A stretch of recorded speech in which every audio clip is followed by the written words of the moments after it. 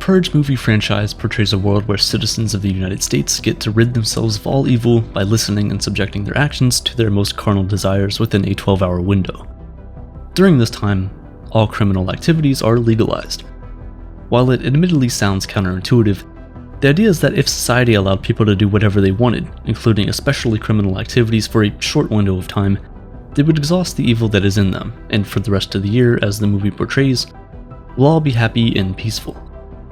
The low crime rate, vanishing poverty, and a stronger sense of community are all things the movie portrays as positives. This, however, implies an interesting underlying phenomenon about us humans that, deep down, we are all evil, and all we want to do is kill, murder, and steal. And that, if left to our own devices, this is what we would all do. Now, without taking the script of a science fiction movie too seriously, it's still an interesting question to pose. Are humans inherently evil? On the face of it, you and I would certainly like to believe we're moral creatures. But if we do indeed believe that we must be, then ask how this morality came to be in the first place. Why is it in us? Psychology and neuroscience both tell us that morality developed out of an evolutionary need. People that distinguish good from bad and do so predictably are much better at banding together and making social companions than those who are not. A partner who can sacrifice you at any moment for their personal gain isn't much of a partner. So it provides a selective advantage to be 1. Moral, and 2. Be able to notice morality in others. It's not a surprise then that our brain has not just one, but numerous regions that work together to bring us our moral existence. Some areas, such as the medial prefrontal cortex, are used solely to understand one's own emotions. Others, such as the posterior superior temporal sulcus, are key to understanding the feelings of others. This idea that our brains evolved to be moral and recognize morality is further reinforced by research done on babies. Studies conducted at the Yale University Infant Cognition Center, also known as the Baby Lab, involved children under 24 months. They were shown a gray cat struggling to open a plastic box. Researchers showed the cat in 2 scenarios, one in which a bunny in a green t-shirt comes forward to help the cat open the box, and another in which a bunny in an orange t-shirt not just doesn't help, but rather makes it worse by slamming the box shut. The babies were then shown both bunnies side by side and their reactions were monitored. Scientists observed if the babies reached out or stared more than normal at one bunny, with the inference between that they preferred it over the other. It's important to note here that the scientists assumed such responses to be positive. Over 80% of the babies showed a preference for the good bunny, the one that helped, which in this case was the one in a green t-shirt. With a much younger group of 3-month-olds, this number surprisingly goes up to 87%. Now I know what you might be thinking. What if the babies are simply drawn to one color more than the other? Well, when researchers at the Baby Lab switched the colors, the results were still similar. While the confidence with which claims are made on babies' ideas about morality varies, the overall conclusion is that they generally seem to prefer nicer people, objects, and animals. Universal Moral Grammar, or UMG, is another emerging field of research which seeks to rigidly define moral knowledge. UMG wants to answer questions like how moral knowledge is acquired, how it's actualized in the brain, and so forth. One of the interesting aspects of this research is its focus on language. More specifically, its focus on the naturally evolving set of terms that make moral distinctions. For example, in English, we have words to describe something as permissible, obligatory, or forbidden. These words didn't simply come to be. They're manifestations of our need to express the subtleties of our morality. Pretty much all other languages display a similar phenomenon. The fact that these subtleties are felt and expressed across cultures is proof of the underlying morality that we all possess. If you're watching this video right now, then you may have heard of the 1971 Stanford prison experiment. If you haven't, it's the infamous 2-week prison study that had to be shut down after 6 days. It was designed to observe how paid participants placed in positions of power, the guards, react when interacting with people who were under their jurisdiction, the prisoners. In a conversation with just one of the guards, a prisoner said the study was harmful to him because of what it revealed to them. Just to think about how people can be like that. It let me in on some knowledge that I've never experienced firsthand, he said. What he was talking about was how after the first day of relatively courteous interactions, the atmosphere within the lab/prison turned abusive. The prisoners, known not by their names but rather a number, felt dehumanized in the already dehumanizing atmosphere of the jail cells. The guards, meanwhile, were equipped with aviators to remove any eye contact, which only further distanced them from any sort of human connection to the prisoners. Although the study has come under scrutiny in recent years, it's still remarkable to see how supposedly ordinary people turned tyrannical in less than 24 hours.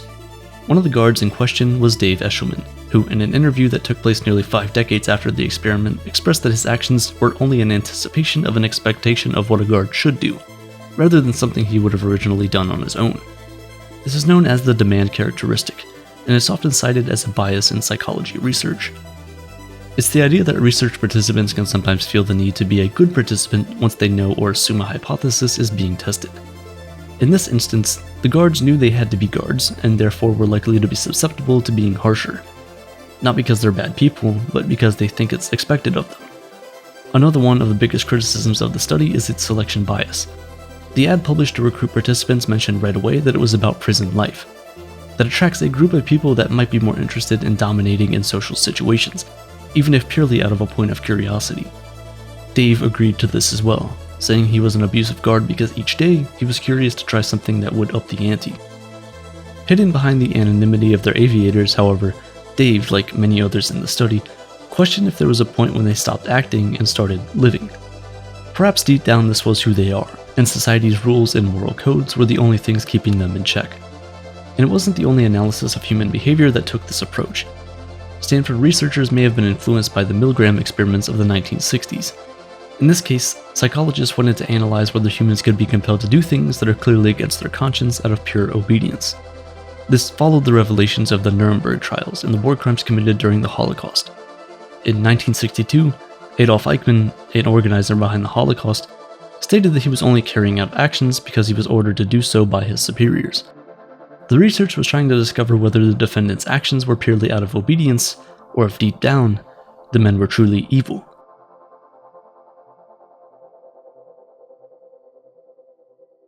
Participants in the study were told they were being given either the role of the teacher or the learner.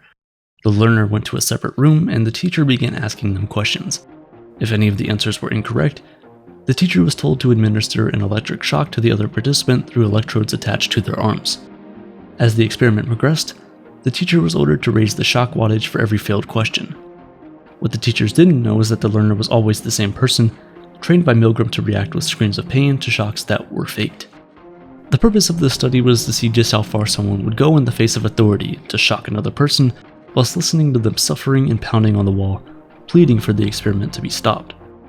65% of the participants went all the way up to the maximum wattage the machine could inflict, while every single one of them went up to the intermediary wattage. Milgram summed it up by saying, "The extreme willingness of adults to go to almost any length on the command of an authority constitutes the chief finding of the study, and the fact most urgently demanding explanation."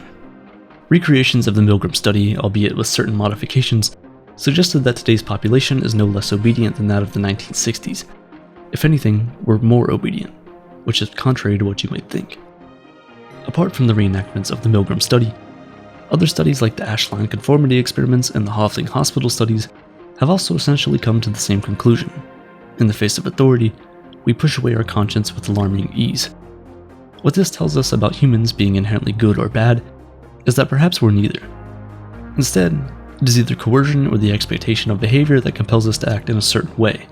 And while that might be a rather hopeless takeaway in the grand scheme of things, what it still leaves some optimism for is the fact that we're not simply hardwired for evil.